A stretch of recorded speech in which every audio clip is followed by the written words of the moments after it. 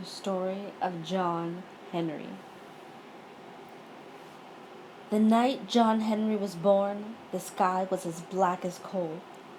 Thunder rolled through the heavens and the earth trembled. "This boy is special," the preacher said, as folks gathered in the cabin by the river to see the new baby. In the dim lantern light, John Henry was the most powerful looking baby folks had ever seen. His arms were as thick as stovepipe. He had great broad shoulders and strong muscles.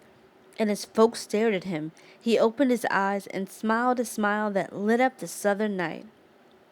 When John Henry raised his arms, folks gasped and brought their hands to their faces, for they saw that the mighty baby had been born with a hammer in his hand. Then they all began to laugh and felt happier than they had in a long, long time. John Henry grew up fast in a world that didn't let children stay children for long. Before he was 6, he was carrying stones for the railroad gangs that were building tracks through the land of West Virginia. By the time he was 10, he was hammering steel from dawn till dark. No train whistle in America sang as loud as John Henry's mighty hammer. It rang like silver and shone like gold. It flashed up through the air, making a wide arc more than 19 feet, then crashed down, driving a steel spike 6 inches into solid rock.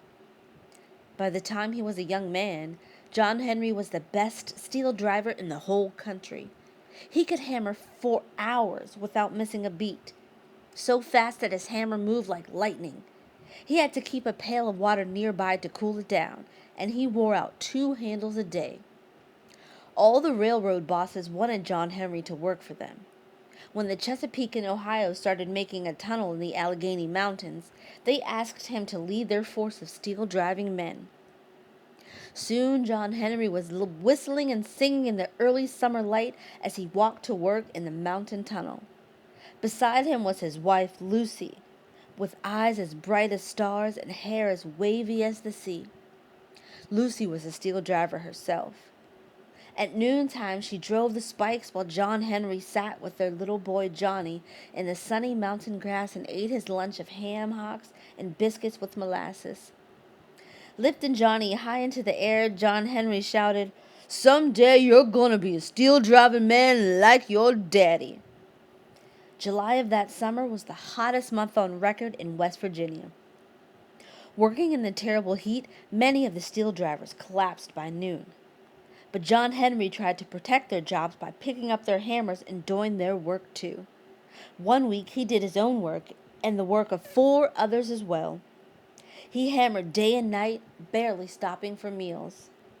When the men tried to thank John Henry, he just smiled and said, "A man ain't nothing but a man.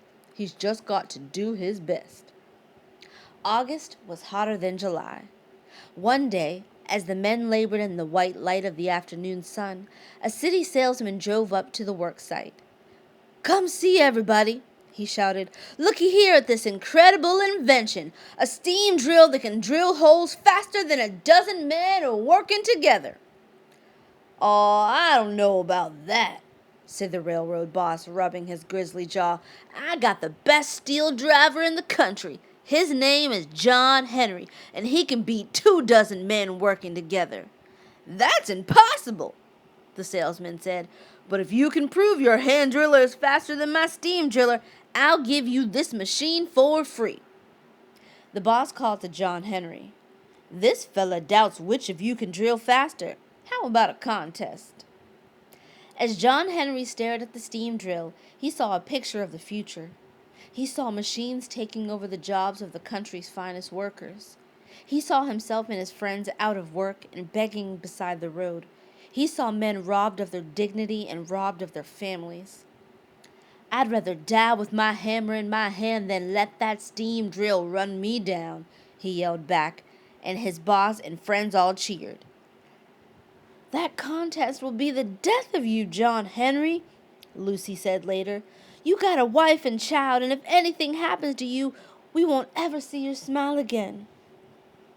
John Henry just lifted Johnny into the air and said, "Honey, a man ain't nothing but a man, but a man's always got to do his best, And tomorrow I'm going to take my hammer and drive that steel faster than any machine." Lucy put on her best blue dress, and folks came from all over Ohio, Virginia, and Kentucky. They came from the countryside and they came from the cities. At 6:30 in the morning, John Henry and the salesman with the steam-powered drill stood side by side. Early as it was, the sun was burning hot. There was no breeze. Sweat poured down people's faces like water down a hill. As the onlookers gathered around the contestants, Little Bill, the worker who loved John Henry the best, said, "There ain't a steam drill anywheres that can beat that man." But the city folks, who had staked their hopes on the future of machines, said, "He won't beat that drill unless the rocks in the mountain turn to gold." "No, sirree," said Jimmy, John Henry's oldest friend. "Before that drill wins, he'll make the mountain fall." Bang! The race was on. As the steam-drilled salesman turned on the steam, John Henry kissed the smooth handle of his hammer. At first, the steam drill drove the steel twice as fast as John Henry did, but then he grabbed another hammer and started working with a hammer in each hand. He went faster and faster, striking blow after blow as he tunneled into the mountain. "That man's a mighty man," a city man shouted, "but he'll weaken when the hardest rock is found." "Not John Henry! Just listen to that steel ring," Little Bill said. "I believe these mountains are caving in," said the city man. "No, they're not. That's his hammers you hear in the wind," Jimmy cried. Inside the dark tunnel, where the yellow dust and heat were so thick that most men would have smothered, John Henry hammered faster and faster. As clouds of stone dust billowed from the mouth of the tunnel, the crowd shouted and screamed. John Henry's hammer sounded like 10,000 hammers. Lucy, Little Bill, and Jimmy cheered when the steam drill was dragged out of the tunnel, sputtering and spewing. It had broken down. "Come back now, John Henry," Lucy shouted. But John Henry kept hammering, hammering faster than any man had ever hammered before, hammering against all the machines of the future. As his hammer glowed white-hot, he tunneled deeper into the darkness, driving the steel so hard that the mighty ribs of his body began to crack, and his insides broke into two, and his great heart burst. When John Henry fell, it sounded like an earthquake. There was a terrible silence inside the mountain. Lucy stood still as stone, for she knew what had happened. When Jimmy and Little Bill brought him out of the tunnel, John Henry's blood ran red over the ground, but his hand still clutched one of his mighty hammers. "I've beat them," he gasped. "Now I'm dying." "Don't go, John Henry," Lucy begged. "Bring me a cool drink of water, honey," he said. Then he took his last breath. Lucy fell down on her knees and sobbed.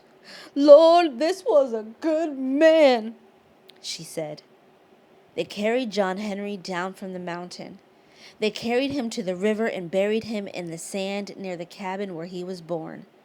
Folks stood in the rain and flagged the westbound train headed for John Henry's grave, and word spread quickly across the land. John Henry's never coming back. Soon the steam drill and other new machines took over the work of the steel-driving men. Little Bill, Jimmy, and others like them left their families and wandered north and west looking for work.